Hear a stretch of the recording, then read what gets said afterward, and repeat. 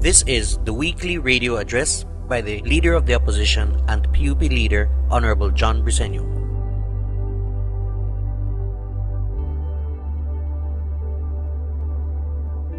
Last week, I sat as a guest in the galleries of the National Assembly watching the Senate Select Committee hearing into the immigration scandal. As I sat and listened, I could not help but admire Alvarine Burgess, who so bravely testified before the committee about the corruption scheme at immigration and the 3 ministers with whom she was directly involved in the selling of visas. Alvarine, in her own words, said, "I found out that it was illegal when the Prime Minister said that he heard that there are other ministers collecting. Then I realized that something was wrong and I decided to come forward." Alvarine's words stuck with me. What also jumped at me was the testimony of Penner, who said that Cabinet received monthly reports of the number of visas issued.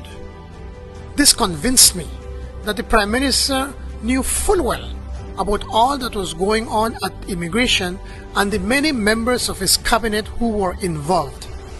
No wonder he made reference to Alibaba and the 40 thieves.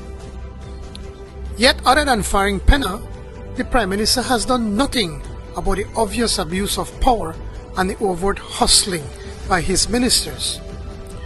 When you add them all up, Pennergate, Vega hustle at lands, the obscene display of newly acquired wealth by ministers, and their refusal to declare their assets for the past 5 years, it is no wonder that Belizeans are convinced and speaking out against what has become a UDP administration rank with the stench of corruption.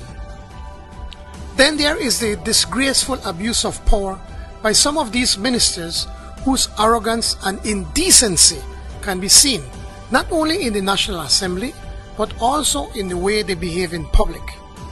Imagine a minister abusing his power by taking a Coast Guard vessel and using it to transport the team he sponsors to a game in San Pedro, and then justify this by saying if funds from BTL, which until recently was being run by the Prime Minister's son, can be used to sponsor visiting artists and their vehicles can be used in servicing cyclists, then he sees nothing wrong with using vessels of the Belize Coast Guard to transport his athletes.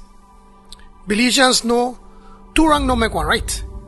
Never before in our 36 years of independence have we seen such arrogance, such incompetence, and such hypocrisy from any administration. More so one that ran on a good governance platform. But all this didn't just start. UDP arrogance, their incompetence and hypocrisy goes as far back as their first years in office.